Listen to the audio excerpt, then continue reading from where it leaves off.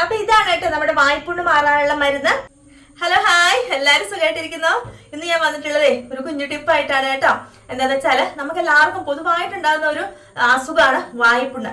വായ്പുണ്ണ് വന്നു കഴിഞ്ഞാൽ നമുക്കൊക്കെ അറിയാം, ഭക്ഷണം കഴിക്കാനും വർത്താനം പറയാനും വരെ ഭയങ്കര ബുദ്ധിമുട്ടായിരിക്കും. ചില സമയത്ത് ഇവിടെ ഒക്കെ ആയിരിക്കും വായ്പുണ്ണ് വരുന്നത്. വല്ലാത്തൊരു ഇറിറ്റേഷനാ, എല്ലാവർക്കും ഒരുപോലെ വരുന്ന അസുഖമാണ് ഈ വായ്പുണ്ണ്. വരുന്നത് തന്നെ നമ്മുടെ വയറിന് എന്തെങ്കിലും പ്രശ്നം ഉണ്ടെങ്കിലാണ് നമുക്ക് വായ്പുണ്ണ് വരുന്നത്.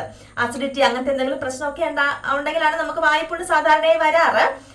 അപ്പൊ നമ്മള് ശരിക്കും അസിഡിറ്റി ഉള്ള ഫുഡുകളൊക്കെ ഒന്ന് മാറ്റി പിടിക്കുക, അങ്ങനെയൊക്കെ ആദ്യം ചെയ്യുക. ഇനിയിപ്പോ വായ്പുണ്ണ് വന്നു കഴിഞ്ഞാല് അത് കരിയാൻ ഭയങ്കര പാടായിരിക്കും. ഒരാഴ്ച 2 ആഴ്ചയൊക്കെ എടുക്കും കേട്ടോ ഈ വായ്പുണ്ണ് കരിയാൻ വേണ്ടിയിട്ട്.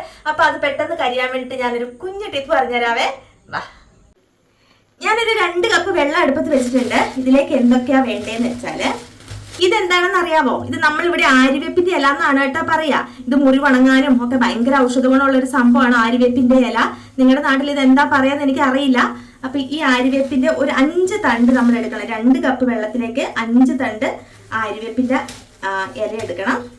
നന്നായിട്ട് കഴുകിയിട്ട് എടുക്കണം കേട്ടോ. നമുക്ക് എവിടെയെങ്കിലും പൊടിയൊക്കെ പിടിച്ചിരിക്കുന്നതാണെങ്കിൽ അതൊക്കെ ശ്രദ്ധിച്ചിട്ട് നന്നായിട്ട് കഴുകിയിട്ട് ആ തണ്ടും ഇലയും എല്ലാം കൂടെ അങ്ങോട്ട് ഇട്ട് കൊടുക്കണം. പിന്നെ വേണ്ടത് കല്ലുപ്പാണേ. ഇതേ ഒരു ഇത്രത്തോളം കല്ലുപ്പിട്ട് കൊടുക്കുക. 1 സ്പൂണോളം കല്ലുപ്പിട്ട് കൊടുത്തിട്ടുണ്ട്. പിന്നെ വേണ്ടത് നമ്മുടെ നാടൻ മഞ്ഞളാണ് കേട്ടോ. പച്ചമഞ്ഞൾ കിട്ടുവാണെങ്കിൽ ഏറ്റവും ബെസ്റ്റ് ആണ്. പച്ചമഞ്ഞൾ ഒന്ന് ചതച്ചിട്ട് 1 കഷ്ണം പച്ചമഞ്ഞൾ ഇട്ട് കൊടുത്താൽ മതി. ഇനി അല്ലെങ്കിൽ നമ്മൾ കടയിൽ നിന്ന് വാങ്ങിക്കുന്ന മഞ്ഞൾപ്പൊടി ഒരിക്കലും ഉപയോഗിക്കരുത്, ഗുണം കിട്ടത്തില്ല. അപ്പൊ നമ്മൾ വീട്ടിൽ പൊടിച്ചുണ്ടാക്കുന്ന മഞ്ഞൾപ്പൊടി ഒരു 1/2 ടീസ്പൂണ് ഇട്ട് കൊടുക്കണം. ഇത് നന്നായിട്ട് വെട്ടിത്തിളച്ച്, തീ കുറച്ചിട്ടിട്ട് വേണം നമുക്ക് വെട്ടിത്തിളപ്പിക്കാൻ വേണ്ടിയിട്ട്. നന്നായിട്ട് വെട്ടിത്തിളച്ച് അതിന്റെ സത്തൊക്കെ ഇറങ്ങി ഒരു പരുവായിട്ട് വരട്ടെ. അരിവേപ്പിന്റെ സത്തൊക്കെ ഇറങ്ങിയിട്ട് ഏകദേശം ഇത് ഈ കളർ ആയിട്ടുണ്ട് കേട്ടോ. നല്ല മഞ്ഞളും ഉപ്പും ഒക്കെ ഇട്ടിട്ട് അരിവേപ്പിന്റെ സത്ത് ഇറങ്ങി ഇതാ ഈ ഒരു ബ്രൗൺ കളർ ആയിട്ടുണ്ട്. അപ്പൊ ഇതാണ് കേട്ടോ നമ്മുടെ വായ്പുണ്ണ് മാറാനുള്ള മരുന്ന്. ഇത് നമുക്ക് തണുത്തതിന് ശേഷം ഒരു കുപ്പിയിൽ അടച്ചെടുത്ത് സൂക്ഷിച്ചു വെക്കണേ. നമ്മൾ ഫുഡൊക്കെ കഴിച്ചതിന് ശേഷം ഒരു 3-4 തവണ ഫുഡ് എപ്പോൾ കഴിക്കുന്നു അപ്പോഴൊക്കെ നമ്മൾ വായ നന്നായിട്ട് കഴുകിയിട്ട് ഇതൊരു കവിളെടുത്തിട്ട് ഇങ്ങനെ നമുക്ക് പുണ്ണുള്ള ഭാഗത്ത് ഇങ്ങനെ നമ്മൾ ഹോൾഡ് ചെയ്ത് വെക്കുക. കുറച്ച് സമയത്തേക്ക് ഹോൾഡ് ചെയ്ത് വെക്കുക. ഒരു 3 ദിവസം നമ്മൾ അടുപ്പിച്ച് ഒരു 3-4 തവണയൊക്കെ ചെയ്ത് കഴിയുമ്പോഴത്തേക്കേ നല്ല മാറ്റം വരും കേട്ടോ. ആ മുറിവിന്റെ വേദനയൊക്കെ അങ്ങ് നന്നായിട്ട് കുറയും. ഒരാഴ്ച കൊണ്ട് പൂർണ്ണമായിട്ട് ആ മുറിവൊക്കെ അങ്ങ് ഭേദമായിട്ട് വായ്പുണ്ണ് മാറി കിട്ടും കേട്ടോ.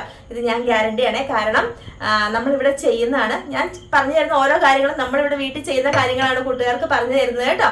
പിന്നെ നമ്മൾ കീമോതെറാപ്പി ഒക്കെ കഴിഞ്ഞിട്ടുള്ളവർക്ക് വായിൽ തൊലിയൊക്കെ പോകത്തില്ലേ, ആ തൊലിയൊക്കെ പോകുന്നത് മാറാൻ, മുറിവൊക്കെ ഒന്ന് ഉണങ്ങാൻ വേണ്ടിയിട്ട് ബെസ്റ്റാണ് കേട്ടോ ഇത്. ആര്യവേപ്പിന്റെ ഇല വെന്ത വെള്ളം വായ കവിൾക്കൊള്ളുന്നത് വളരെ ബെസ്റ്റാണ്. പിന്നെ ഉപ്പിട്ടത് കൊണ്ട് എല്ലാവർക്കും ഒരു പേടി ഉണ്ടാവും. BP ഉള്ളവർക്കൊക്കെ പറ്റുമോ എന്നുള്ളത് നമ്മൾ ഉള്ളിലേക്ക് ഇറങ്ങാതിരുന്നാൽ മതി. ഹോൾഡ് ചെയ്ത് വെക്കണം. നമ്മളിപ്പോൾ ഇത് ഒരു കവിളെടുത്തിട്ട് അങ്ങനെ ഹോൾഡ് ചെയ്ത് വെക്കണം. നമുക്ക് പുണ്ണ് എവിടെയാണോ ഉള്ളത് അവിടെ കുറച്ച് സമയം ഹോൾഡ് ചെയ്ത് വെച്ച് നന്നായിട്ട് കുലുക്കുഴിഞ്ഞ് തുപ്പിക്കളഞ്ഞാൽ മതി കേട്ടോ. അപ്പൊ നല്ലൊരു അറിവായിട്ട് തോന്നിയിട്ടുണ്ടെങ്കിൽ മാക്സിമം എല്ലാവർക്കും ഷെയർ ചെയ്ത് കൊടുക്കുക. ലൈക്ക് ഇടാൻ മറന്നു പോകരുത്. കമന്റ് എഴുതി അറിയിക്കാനും മറക്കരുതേ. അപ്പൊ നാളെ നല്ലൊരു വീഡിയോ ആയിട്ട് വീണ്ടും വരാം.